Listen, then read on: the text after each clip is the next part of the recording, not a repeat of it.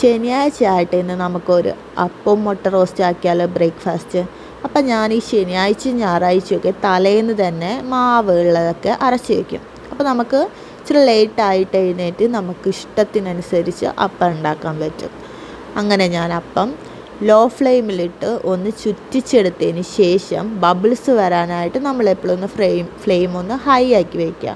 Bubbles വന്നതിന് ശേഷം just ഒന്ന് മൂടി വെച്ച് ഒരു 1-2 മിനിറ്റ് ആകുമ്പോഴേക്കും നമ്മുടെ അപ്പം റെഡിയായി കിട്ടും. പിന്നെ ഇതേപോലെ സിമ്പിളായിട്ട് അടി പിടിക്കാതെ അപ്പം കിട്ടാനായിട്ട് നമ്മൾ എന്നാണോ അപ്പം ചുടുന്നത് അതിൻ്റെ തലേന്നായിട്ട് ആ പാത്രത്തിൽ കുറച്ച് എണ്ണയോ സൺഫ്ലവർ ഓയിലോ അല്ലെങ്കിൽ നെയ്യോ ജസ്റ്റ് തടവി വയ്ക്കുകയാണെങ്കിൽ പിറ്റേന്ന് നമുക്ക് അപ്പം ചുടുകയാണെങ്കിൽ ഈസി ആയിട്ട് അടി പിടിക്കാതെ കിട്ടും. ഇതൊരു സിമ്പിൾ ടിപ്പ് എനിക്ക് ഒരു ഇതിൽ നിന്ന് കിട്ടിയതാണ്.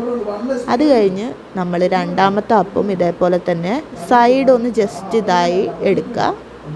എന്നിട്ട് പൊക്കിയെടുക്കുകയാണെങ്കിൽ നമുക്കപ്പം നല്ല ഈസി ആയിട്ട് കിട്ടും. പിന്നെ എനിക്ക് കുറച്ച് പരിചയക്കുറവിൻ്റെ ഇതൊന്നുമുണ്ട്. ഞാൻ അത്ര എക്സ്പേർട്ടൊന്നുമല്ല. ഞാൻ സ്വന്തമായിട്ട് ഇപ്പോഴാണ് ഇങ്ങനെ ഒരു അപ്പം ചൂടാനും അപ്പത്തിൻ്റെ മാവരയ്ക്കാനൊക്കെ തുടങ്ങിയത്. അതിൻ്റെ ഒരു കുറവ് ഇതിൽ കാണും.